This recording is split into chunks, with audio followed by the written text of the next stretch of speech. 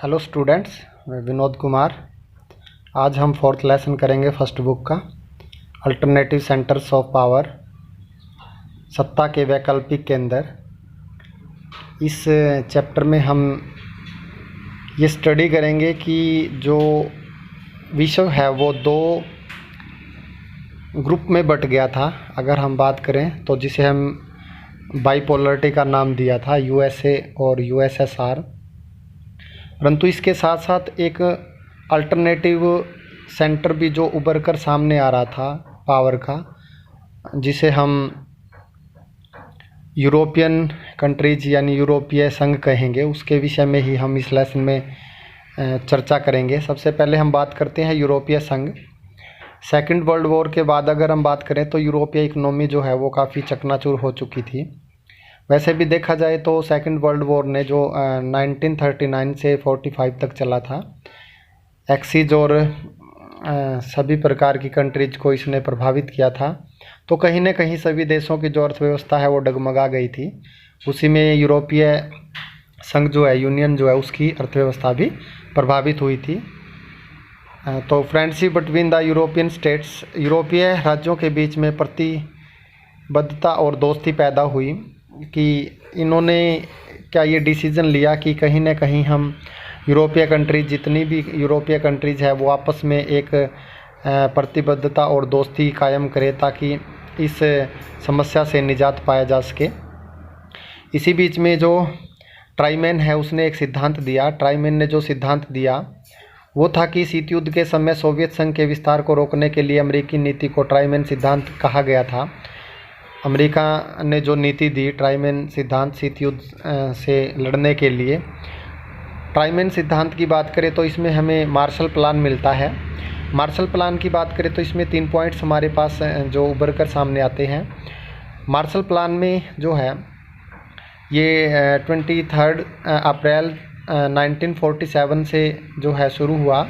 23 अप्रैल 1947 को अमेरिका द्वारा प्रतिपादित मार्शल योजना जो है ये लागू हुई।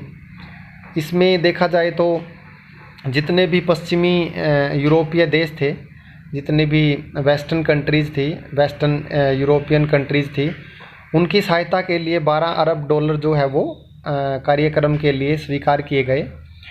12 अरब डॉलर ये जो है यूरोपीय कंट्रीज़ के लिए स्वीकार किए गए। और ये जो प्लान है, मार्शल योजना जो है, ये 1948 से लेकर 1952 तक जो है वो जारी रहती है। उसके बाद हम बात करें तो 1948 के अंदर formation of European economic corporation, यूरोपीय आर्थिक संघ का गठन हुआ। अगर हम इस ग्राफ को देखें तो यहाँ हम देख पा रहे हैं कि इसके अंदर जो मेंबरशिप थी वो 36 स्टेट्स थी मेंबरशिप के अंदर, और जो इसका बजट था वो 374 मिलियन यूरो के इक्वल था, यूरो के बराबर था। लेकिन आज फॉर्मेशन ऑफ यूरोपीय इकोनॉमिक कॉरपोरेशन का जो नाम है वो चेंज हो चुका है। Organisation for economy cooperations and development जो है इसका नाम हो गया है। शॉर्ट फॉर्म अगर हम इसकी देखें तो OECD इसको कहा जा सकता है। इसके बाद 1949 के अंदर the council of European was established, इसको यूरोप की परिषद की स्थापना की गई थी। जो है ये कैपिटलिज्म और यूएसए के प्रभाव को कम करने के लिए इसकी स्थापना की गई थी टोटल। इसके अंदर अगर हम बात करें तो 47 मेंबर्स थे जो स्टेट के रूप में इसमें आए थे। 1957 के अंदर यूरोपीय इकोनॉमिक्स कम्युनिटी वॉज एस्टेब्लाइज, यूरोपीय आर्थिक समुदाय की स्थापना की गई। यूरोपीय इकोनॉमिक कम्युनिटी, यूरोपियन कम्युनिटी जो एस्टेब्लाइज है ये 1957 में स्थापित हुई। उसके बाद जो स्थापना हुई, जो विशिष्ट था हमारे पास, वो था 1992 के अंदर formation of European Union. European union की स्थापना होती है जो यूएनओ की तरह ही एक संगठन है। हमें पता है कि 1991 1991 के अंदर यूएसएसआर जो है वो विघटित हो चुका था। उसके बाद यूरोपियन संघ बना। यूरोपियन संघ की अगर हम बात करें तो इसके अंदर इसकी जो स्थापना है ये इफेक्टिव मतलब प्रभाव में कब आया, 1 नवंबर 1993 को। अगर आप इसको फिगर में देखेंगे, इसके अंदर 12 सितारे हैं जो गोल्डन कलर के हैं। 12 सितारे जो है वो 12 कंट्रीज़ को रिप्रेजेंट करते हैं। ये कहीं ना कहीं एक दूसरे के साथ पारंपरिक रूप से पूर्णता, समग्रता और एकता के प्रतीक माने जाते हैं। यूरोपियन यूनियन के बाद अगर हम बात करें तो यूरोपियन यूनियन का जो कैपिटल थी, राजधानी, वो ब्रुसेल्स को बनाया गया। इसके अंदर 28 जो मेंबर स्टेट्स थी, यानी कि राज्यों की संख्या जो है 28 थी। इनका मोटो क्या था? इनका मोटो था यूनाइटेड इन डाइवर्सिटी, यानी कि आदर्श वाक्य जो इनका था वो विविधता में एकजुटता था। यूरोपियन यूनियन को 2012 के अंदर जो है नोबेल प्राइज़ मिला था शांति के लिए। नोबेल प्राइज़ जो है इसको मिल चुका है। इनका जो एंथम था, आनंद का गान है इनका जो एंथम था। उसके बाद इन्होंने अपनी खुद की करेंसी डेवलप करी। इनकी करेंसी का नाम जो है वो यूरो था, यानी कि जितनी ये 28 स्टेट्स हैं जिनके मिलने से यूरोपियन यूनियन बना था, इनकी अपनी एक मुद्रा थी और इसी मुद्रा में ये एक दूसरे के साथ व्यापार करते थे, जिसका नाम यूरो रखा गया। European union is an economy and political union. European संघ जो था वो एक आर्थिक और राजनीतिक संगठन था। Act more an nation states, यह एक राष्ट्र राज्य के रूप में ये काम करते थे, यानी जितनी भी स्टेट्स थी ये सभी एक राज्य के रूप में काम करती थी। इट्स ओवन फ्लैग, इनका अपना एक झंडा था। नेशनल एंथम, इनका अपना एक राष्ट्रीय गान। फाउंडिंग डेट एंड करेंसी, और इनकी एक स्थापना तिथि और इनकी एक मुद्रा थी। Some form of common foreign and security policy, आम विदेशी और सुरक्षा नीति के कुछ रूप भी थे इनके अंदर।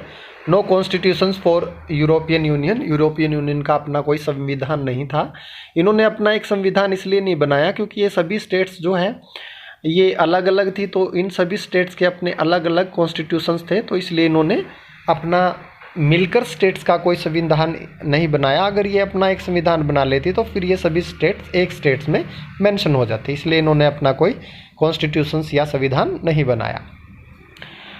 यूरोपियन संघ की ताकत की अगर हम बात करें तो वर्ल्ड की बिगेस्ट इकोनॉमी है ये, विश्व की सबसे बड़ी अर्थव्यवस्था इसको हम कह सकते हैं।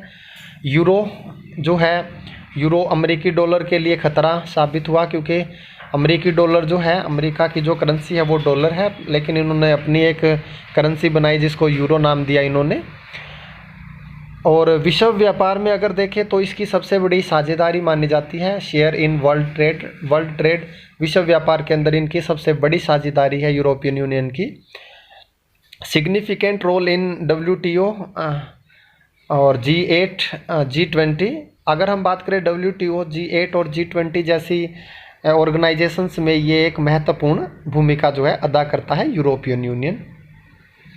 यूरोपियन यूनियन की अगर हम सैनिक शक्ति को देखें तो सैनिक शक्ति के रूप में यूरोपियन यूनियन संयुक्त रूप से देखा जाए तो विश्व की दूसरी सबसे बड़ी सेना जो है यूरोपियन यूनियन के पास उपलब्ध है। अगर UNO के अंदर देखा जाए तो यूरोपियन यूनियन के जो दो सबसे शक्तिशाली देश है, ब्रिटेन और फ्रांस, वो यूरोपियन यूनियन के स्थायी सदस्य हैं। तो कहीं ना कहीं UNO के अंदर भी यूरोपियन यूनियन का एक वर्चस्व है, एक प्रभाव है, शक्ति है। दो यूरोपीय सदस्य परमाणु शक्तियाँ यानी कि ब्रिटेन और फ्रांस जो है वो न्यूक्लियर पावर्स हैं, देखा जाए तो कहीं ना कहीं न्यूक्लियर पावर्स के रूप में भी ये काफ़ी शक्ति रखते हैं। इसके साथ साथ अगर देखा जाए तो यूरोपियन यूनियन की कुछ कमजोरियां भी हैं। यूरोपियन यूनियन की जो सबसे बड़ी कमजोरी है वो यही है कि जो इनके देश हैं, जो सदस्य देश हैं, इनके बीच में आपसी कोऑर्डिनेशंस जो है, आपसी संबंध या आपसी जो सामंजस्य है वो हमें कम देखने को मिलता है। तो माना जाए तो कहीं ना कहीं यूरोपियन यूनियन की यही सबसे बड़ी कमजोरी है। अब हम बात करेंगे आसियान। आसियान की अगर फुल फॉर्म देखें तो associations of south east Nations, दक्षिणी पूर्वी राष्ट्रों का एक संघ है ये। इसमें टोटल 10 कंट्रीज़ हैं जो इसकी मेंबर्स हैं, लेकिन जब इसकी स्थापना हुई थी तो इसमें सिर्फ 5 कंट्रीज़ थी। उसकी बात हम आगे नेक्स्ट करेंगे। South eastern Asian was under the colonial rules of Europe and Japan before and after the Second World War. जो दक्षिणी पूर्वी एशियाई जो देश थे दूसरे विश्व युद्ध से पहले या बाद में ये कहीं ना कहीं यूरोप या फिर जापान के औपनिवेशिक शासन के अधीन रहे हैं, यानी कि ये गुलाम रहे हैं कहीं ना कहीं, चाहे जापान के गुलाम हो या यूरोप की किसी कंट्रीज़ के गुलाम रहे हो। तो उसके बाद अगर हम बात करें after the second world war, दूसरे विश्व युद्ध के बाद देखा जाए तो जो साउथ ईस्ट एसोसिएशन है ये एक प्रॉब्लम से गुजर रहा था। इसने एक बड़ी समस्याओं का सामना किया दूसरे विश्व युद्ध के बाद। वो समस्याएं क्या थी? एक तो इसमें इकोनॉमिकल बैकवर्डनेस आ चुकी थी, पॉवर्टी थी। इन राष्ट्रों में गरीबी और आर्थिक पिछड़ापन काफ़ी आ चुका था, क्योंकि कहीं ना कहीं ये गुलाम रहे थे जापान या फिर यूरोप की किसी कंट्रीज़ के, तो इनके ऊपर काफ़ी दबाव था। दूसरी बात करें तो ये नॉन अलाइंस मूवमेंट जो था, not effective in south eastern Asia, जो गुटनिरपेक्षता की नीति थी, जो आंदोलन था, कहीं ना कहीं वो दक्षिणी पूर्वी एशिया में ज़्यादा प्रभावी दिखाई नहीं दिया। आसियान की बात करें तो ASEAN was established in 1967 by signed Bangkok declaration. ASEAN की स्थापना 1967 में बैंकॉक घोषणा पत्र पर हस्ताक्षर के बाद हुई थी। फाउंडर मेंबर्स या फाउंडर कंट्रीज़ की बात करें तो आसियान की फाउंडर मेंबर्स कंट्री जो है वो इंडोनेशिया, मलेशिया, फिलीपींस, सिंगापुर और थाईलैंड थी, यानी 5 मेंबर्स थे स्टार्टिंग में जब आसियान की स्थापना हुई। उसके बाद जो इसमें जुड़ी हुई मेंबर्स है या कंट्रीज़ है वो ब्रुनेई, दारुसलम, वियतनाम, लाओस, म्यांमार और कंबोडिया। अब अगर हम बात करें तो आसियान में टोटल 10 कंट्रीज़ हैं, यानी कि आसियान की जब स्थापना हुई तब इसमें 5 कंट्रीज़ थी, लेकिन 5 और कंट्रीज़ के जुड़ने के बाद इसमें टोटल 10 कंट्रीज़ हो गई हैं। इसका लोगो आप देख पा रहे हैं आसियान का, रेड कलर के सर्कल के अंदर ये येलो कलर का जो आपको सिंबल दिखाई दे रहा है, ये 10 बालियाँ हैं, 10 गेहूं की बालियाँ हैं। तो ये जो 10 बालियाँ इसके अंदर बनी हुई है, ये कहीं ना कहीं इसकी 10 फाउंडर कंट्री को या फिर स्थापित देशों को रिप्रेजेंट करती है। आसियान का अपना ऑफिशियल नेशनल एंथम है, अपना इनका राष्ट्रीय गान है। ऑब्जेक्टिव्स ऑफ आसियान, अगर हम आसियान के उद्देश्यों की बात करें तो इसके 3 उद्देश्य थे मुख्य रूप से। इकोनॉमिक ग्रोथ करना, आर्थिक विकास करना इनका एक उद्देश्य था। सोशल प्रोग्रेस, सामाजिक प्रगति करना, और कल्चरल डेवलपमेंट, सांस्कृतिक विकास करना, ये इसके 3 ऑब्जेक्टिव्स थे जो आसियान ने स्थापित किए थे। आसियान व आसियान शैली काफ़ी विचित्र है। अगर आप आसियान शैली की बात करोगे तो आपको लगेगा कि कहीं ना कहीं ये शक्तिशाली एसोसिएशन नहीं बनना चाहती थी। ASEAN has no desire for great nations structure and institutions. ASEAN को महान देश की संरचना और संस्था की कोई इच्छा नहीं थी, यानी कि कहीं ना कहीं ये विश्व की सबसे बड़ी शक्ति नहीं बनना चाहता था आसियान जो है।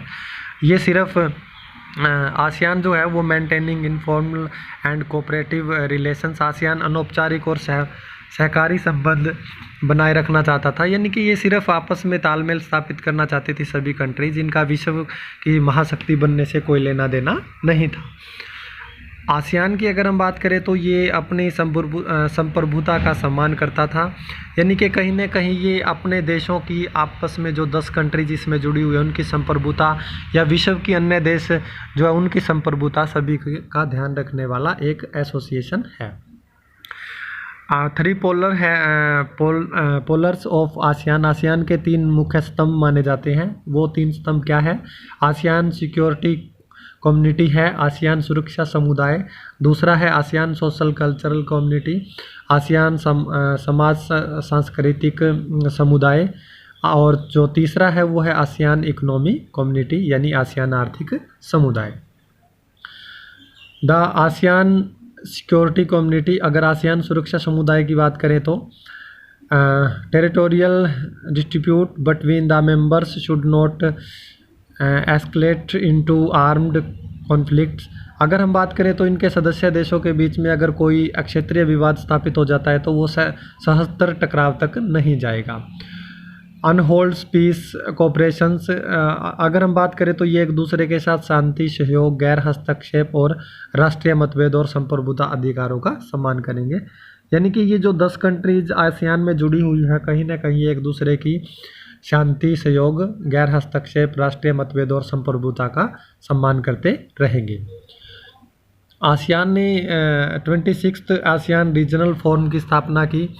26th आसियान रीजनल फोरम की बात करें तो कहीं ना कहीं ये जो है अक्षेत्रीय मंच है। अक्षेत्रीय मंच का मतलब ये है कि आसियान राज्यों की सुरक्षा और विदेश नीति का समन्वय करता है ये मंच जो है। और अब इन 10 देशों के साथ कहीं ना कहीं दूसरी कंट्रीज भी आसियान के साथ जुड़ सकती है और दूसरी कंट्रीज इनके साथ ट्रेड कर सकती है 10 कंट्रीज के साथ। तो इस प्रकार से जो आसियान रीजनल फोरम है वो कहीं ना कहीं दूसरे देशों को भी साथ जोड़ने के लिए प्रेरित करता है। द आसियान इकोनॉमिक कम्युनिटी की बात करें, आसियान आर्थिक समुदाय accelerates economic growth in the region, क्षेत्रों में आर्थिक विकास को गति देना, यानी जो ये 10 कंट्रीज हैं इनके बीच में आर्थिक विकास को बढ़ावा देना इसका मुख्य लक्ष्य है।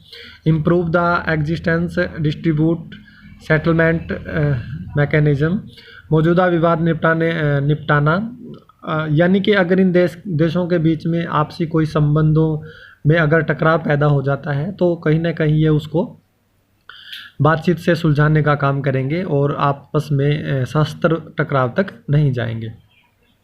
Creative free trade area for investment, labour and service, निवेश, श्रम और सेवा के लिए मुक्त व्यापार क्षेत्र बनाए इन्होंने, यानी कि ये 10 कंट्री जो आपस में निवेश, श्रम और सेवा के लिए मुक्त व्यापार कर सकती हैं। एक दूसरे के साथ ये कहीं ना कहीं स्वतंत्र व्यापार नीति को अपनाती है। आसियान विजन 2020 की बात करेंगे। आसियान विजन 2020 जो है कम्स आउट 1997। आसियान विजन जो 2020 है वो 1997 में सामने आई थी और ये हनोई योजना भी कहा जाता है इसको, वहाँ से ये विजन जो है वो पैदा हुआ था। An outward looking role of ASEAN in the international community, अंतर्राष्ट्रीय समुदाय में आसियान की एक बाहरी भूमिका है, यानी अगर हम विश्व स्तर पर देखें तो आसियान का बहुत अधिक महत्व है। इस क्षेत्र में संघर्ष पर बातचीत करना, कहीं न कहीं अगर इनके बीच में कोई रीजनल डिस्ट्रीब्यूट कॉन्फ्लिक्ट पैदा होता है, आपस में आपसी कोई झगड़ा पैदा होता है तो कहीं न कहीं ये उसको बातचीत से सॉल्व आउट करेंगे। जो करंट का मुद्दा है वो है कंबोडिया संघर्ष, पूर्वी तिमोर संकट पैदा हुआ था मध्यस्थ, इंडोनेशिया के बीच में पैदा हुआ था ये, तो इस ईस्टर्न तिमोर जो संकट था उसको कहीं ना कहीं बातचीत से सॉल्व आउट कर लिया गया था। इंडिया के साथ आसियान के रिलेशंस की बात करें तो India launch of India look east policy in 1992 was turning point in India ASEAN relations। Bharat की जो नीति थी पूर्व के देशों की ओर देखो या पूर्व की ओर देखो, जो 1992 में स्थापित की गई थी, उसके तहत जो आसियान देशों के साथ संबंध है वो काफ़ी महत्वपूर्ण बन जाते हैं। India started annual summit with ASEAN, Bharat ने आसियान के साथ वार्षिक शिखर सम्मेलन भी शुरू किए हैं। अगर हम शिखर सम्मेलन की बात करें तो आसियान भारतीय मैत्री रजत जयंती शिखर सम्मेलन 2018, आसियान इंडियन के साथ जो रजत जयंती शिखर सम्मेलन 2018 में हुआ था उसकी बात करें तो 2009 में आसियान के साथ जो और 2014 में सेवाओं में FTA पर हस्ताक्षर करके मजबूत आर्थिक संबंध जो है वो स्थापित किए गए थे। FTA का मतलब है फ्री ट्रेड अलायंस, यानी कि भारत और आसियान के बीच में जो है स्वतंत्र व्यापार समझौता हुआ था। तो स्वतंत्र व्यापार समझौते के तहत भारत जो है आसियान कंट्रीज के साथ स्वतंत्र व्यापार नीति को अपनाएगा और आसियान कंट्रीज भारत के साथ स्वतंत्र व्यापार करेंगी। ये था हमारे पास आसियान के बारे में। हमने 2 यूरोपियन यूनियन और आसियान के बारे में चर्चा की। अब हम बात करेंगे चाइना की। चाइना भी जो है ईस्टर्न एशिया के अंदर उभरती हुई एक शक्तिशाली अर्थव्यवस्था थी। कहीं न कहीं ऐसा देखा जा सकता है कि यह अमेरिका को टक्कर देने वाली अर्थव्यवस्था के रूप में उभर रहा था। अगर हम बात करें चाइना की, कम्युनिस्ट रिपब्लिक ऑफ चाइना चीन का साम्यवादी गणराज्य, क्योंकि चीन जो है वो साम्यवादी गणराज्य था। Formed after communist revolutions under the leadership of Mao. Mao के नेतृत्व में जो कम्युनिस्ट क्रांति हुई थी, उसके बाद जो चाइना है वो कम्युनिस्ट रिपब्लिक के रूप में उभर कर सामने आया। चाइना की बात करें तो adopt Soviet model of economy, अर्थव्यवस्था के आदर्श मॉडल के रूप में इसने सोवियत संघ के मॉडल को अपनाया। वैसे भी हमें पता है कि चाइना जो है 1949 में स्वतंत्र हुआ था। चाइना ने no relations with capitalist world, पूंजीवादी दुनिया के साथ चाइना का कोई संबंध नहीं था। The rise of China, Chinese economy, चीनी अर्थव्यवस्था का उदय। China has been the faster economy after the economic reform. चीन के जो आर्थिक सुधार थे वो बड़ी तेज़ी से वृद्धि करती हुई अर्थव्यवस्था थी। इट में ओवरटेक यूएसए इकोनॉमी बाय 2040। अगर हम बात करें तो चाइना कहीं ना कहीं 2040 तक अमेरिका जैसी अर्थव्यवस्था से भी आगे निकल जाएगा। वर्ल्ड की सबसे बड़ी अर्थव्यवस्था अगर आज हम माने तो वह अमेरिका है, लेकिन 2040 तक अर्थशास्त्रियों का यह विचार है कि चाइना जो है वह अमेरिका को भी पछाड़ देगा और उससे आगे निकल जाएगा। China is important player in east Asian. पूर्वी एशिया के अंदर अगर हम देखें तो चाइना एक महत्वपूर्ण खिलाड़ी के रूप में उभरा है। देखा जाए तो ईस्टर्न एशिया में चाइना का काफ़ी वर्चस्व है, काफ़ी प्रभाव है। स्ट्रेंथ ऑफ चाइना, चीन की ताकत क्या है? चीन की ताकत की अगर हम बात करें तो ग्रोविंग इकोनॉमी, बढ़ती हुई अर्थव्यवस्था, हग पॉपुलेशन, बड़ी आबादी, वास्ट लैंड मास, विशाल भूमि, नेचुरल रिसोर्सेज है, प्राकृतिक संसाधन काफ़ी हैं चाइना के पास, तो वो उसकी एक स्ट्रेंथ है। रीजनल लोकेशन है, अक्षेत्रीय स्थान है इसके अंदर। अक्षेत्रीय स्थान का भावार्थ यहाँ पर है कि चाइना के पास हर प्रकार के क्षेत्र है, चाहे वह वन है, नदियाँ हैं, झरने हैं, तालाब है, पठारी क्षेत्र है, तो हर प्रकार के रीजनल लोकेशन है चाइना में। पॉलिटिकल इन्फ्लुएंस है, राजनीतिक प्रभाव है चाइना का। कहीं ना कहीं एक पार्टी रूल आउट करती है तो चाइना को वो काफ़ी स्ट्रॉन्ग पॉइंट मान सकते हैं हम। कम्युनिस्ट रिपब्लिक ऑफ चाइना, चीन का साम्यवादी गणराज्य। China depends it's oven resources for development. चीन जो है वो अपने संसाधनों पर ही निर्भर करता है विकास के लिए। Created state own industries sector from the capital accumulate from agriculture. China ने कृषि आधारित उद्योग धंधे स्थापित किए ताकि वह अपने उद्योग धंधों को कृषि बेस्ड बनाए और विकास कर सके। Instead of foreign technology and goods, China use the domestic ones. अगर हम बात करें तो प्रौद्योगिकी, विदेशी प्रौद्योगिकी और वस्तुओं की बजाय चाइना ने अपने घरेलू वस्तुओं का उपयोग करना ज़्यादा सही समझा। स्ट्रॉन्ग इकोनॉमी फाउंडेशन, मजबूत आर्थिक नींव कैसे रखी चाइना ने? Employment and social welfare to all. China ने सभी को रोजगार दिया, अपनी जितनी भी उसकी पॉपुलेशन है उनको रोजगार और सामाजिक कल्याण प्रदान किया। Better educational and health facilities, बेहतर शैक्षिक और स्वास्थ्य सुविधाएं वह अपनी जनता को प्रदान करता है। अगर हम बात करें इकोनॉमिक ग्रोथ जो है चाइना की 5 to 6% है। Was influence become of growing population, और पॉपुलेशन की जो ग्रोथ है वो 2 to 3% है। तो इस प्रकार हम देखते हैं कि जो बढ़ती हुई ग्रोथ है, जनसंख्या का जो बढ़ता हुआ प्रतिशत है वह 2 से 3% के लिए जो आर्थिक विकास 5 से 6% है वह अपर्याप्त है। मतलब यह पर्याप्त नहीं है इतनी गति से बढ़ती हुई जनसंख्या के भरण पोषण के लिए। Agriculture sector was insufficient to generate a surplus for industry. उद्योगों के लिए अधिक शेष उत्पन्न करने के लिए कृषि क्षेत्र जो है वो अपर्याप्त दिखाई पड़ने लगे चाइना को, कि जो कृषि क्षेत्र चाइना के पास है वो इतने ज़्यादा संसाधन पैदा नहीं कर पा रहे जिससे उनके उद्योग धंधे ठीक ढंग से ग्रोथ कर सकें। तो उन्होंने क्या किया, पॉलिसी चेंज इन 1970 के दशक में उन्होंने अपनी नीति में एक परिवर्तन किया। China ended political and economic isolation, चीन ने राजनीतिक और आर्थिक अलगाव को समाप्त कर दिया, यानी कि वो फिर ग्लोबलाइजेशन के दौर में आ गया, वो बाहरी दुनिया से भी जुड़ा, सिर्फ अपने तक ही सीमित नहीं रहा। इसी कड़ी में उन्होंने क्या किया, रिलेशंस विद यूएसए इन 1972, इसी कड़ी में उन्होंने 1972 में अमेरिका के साथ संबंध स्थापित किए।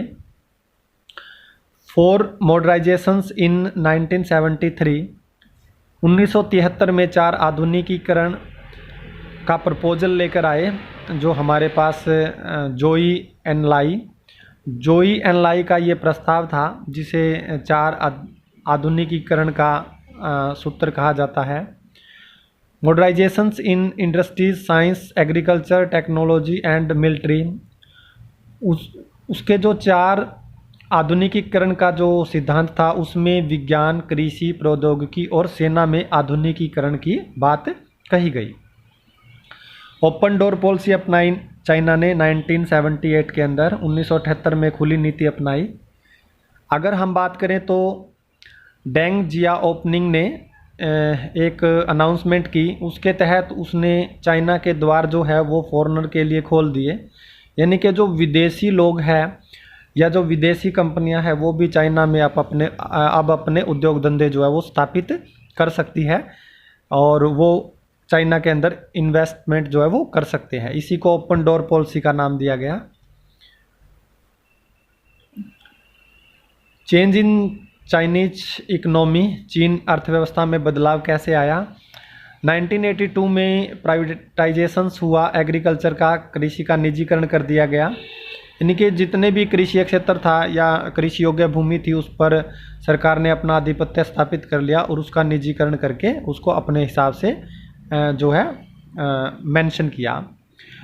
अगर हम बात करें तो 1998 प्राइवेटाइजेशंस ऑफ इंडस्ट्रीज, उद्योगों का भी निजीकरण जो है वो कर दिया गया। स्पेशल इकोनॉमिक्स जोन बनाए गए। स्पेशल इकोनॉमिक्स जोन की अगर हम बात करें तो कहीं ना कहीं विदेशों से आने वाले जो इन्वेस्टर थे उनके लिए विशेष प्रकार के क्षेत्र डेवलप किए गए चाइना के अंदर, ताकि उनको अपने उद्योग धंधे स्थापित करने में या अपना सामान जो वो उत्पादित करते हैं उसको विश्व में बेचने में किसी प्रकार की समस्याओं का सामना ना करना पड़े। इसी को स्पेशल इकोनॉमिक्स जोन का जो है वो नाम दिया जाता है। Association to WTO, world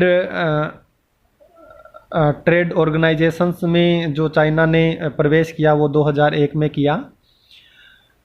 new economics policies बनाई चाइना ने। अगर हम बात करें पश्चिमी अर्थव्यवस्था के साथ नई आर्थिक नीतियां एकीकरण चीन ने बनाई, जिसके बाद उसके जो वेस्टर्न कंट्रीज के साथ संबंध है वो काफ़ी मजबूत हुए।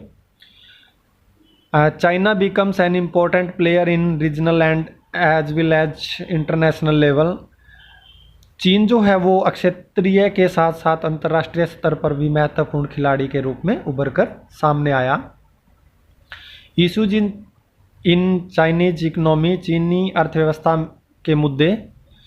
अगर हम चाइनीज अर्थव्यवस्था के मुद्दों की बात करें तो अनएम्प्लॉयमेंट इश्यूज जो है, female employment, environmental डिग्रेडेशंस, corporations, economy inequalities, महिला रोजगार, पर्यावरण, बेरोजगारी, भ्रष्टाचार, आर्थिक असमानता आदि चाइना के जो आर्थिक मुद्दे हैं वो रहे हैं।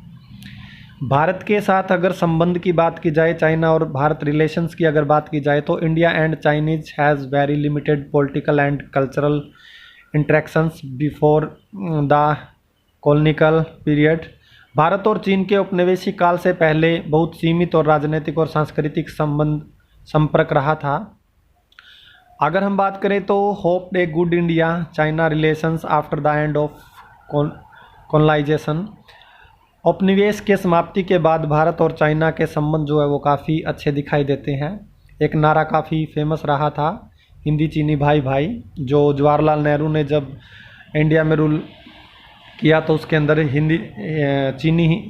हिंदी चीनी भाई भाई का नारा काफ़ी लोकप्रिय रहा। और इसके साथ साथ अगर हम बात करें तो नेम का जो था हमारे पास नॉन अलायंस मूवमेंट जो था, यानी कि गुटनिरपेक्षता की नीति पर भी चाइना ने जो है वो सिग्नेचर किए थे, हस्ताक्षर किए थे और उसमें शामिल हुआ था। बॉर्डर डिस्ट्रीब्यूट जो है वो तिब्बत के बाद भारत का इश्यू रहा है काफ़ी चाइना के साथ, और उसी इश्यू के तहत 1962 में भारत और चाइना का जो युद्ध भी हुआ था। उसके बाद कहीं ना कहीं भारत और चाइना के संबंध जो है वो उनमें काफ़ी बिखराव देखने को मिला कि कहीं ना कहीं उनके रिलेशंस जो है वो अच्छे नहीं थे। India Chinese relation improved 1970। अगर हम बात करें 1970 के दशक में भारत और चाइना के संबंधों में कुछ सुधार देखने को मिला। तो किस किस क्षेत्र में सुधार हुआ? Factor that strength the relations, संबंध मजबूत करने वाले कारक थे हमारे पास। Chinese visit of Rajiv Gandhi 1988, 1988 के अंदर राजीव गांधी जो उस टाइम के प्रधानमंत्री थे, उन्होंने चाइना का दौरा किया। एग्रीमेंट ऑन कल्चरल एक्सचेंज, सांस्कृतिक आदान प्रदान पर समझौते हुए। Corporation in science and technology, विज्ञान और प्रौद्योगिकी में सहयोग पर संबंध स्थापित हुए। Opening of 4 border post for trade, व्यापार के लिए 4 सीमा चौकियों का उद्घाटन किया गया। Better trade relations and energy deals, बेहतर व्यापारिक संबंध और ऊर्जा समझौते भारत और चाइना के बीच में हुए। लेकिन आज मौजूदा दौर की अगर हम बात करें तो भारत और चाइना के संबंध का कुछ अच्छे दिखाई नहीं देते हैं। जो अभी वल्गन घाटी के अंदर जो घटना घटी थी, उसके बाद भारत और चाइना के संबंधों में काफ़ी उतार चढ़ाव देखने को मिला, जिसके बाद आपको पता है करंट की अगर हम बात करें तो 59 ऐप्स जो है चाइना के वो भारत ने बैन कर दिए थे। ये था हमारे पास अल्टरनेटिव पावर्स के रूप में कौन कौन से संगठन है जो अमेरिका के बाद उभर कर सामने आए, जिसमें हमने इनकी विस्तृत चर्चा की। मिलते हैं नेक्स्ट एक और वीडियो के साथ। वीडियो को लाइक और शेयर ज़रूर करें और चैनल को सब्सक्राइब ज़रूर करें। Okay, thank you.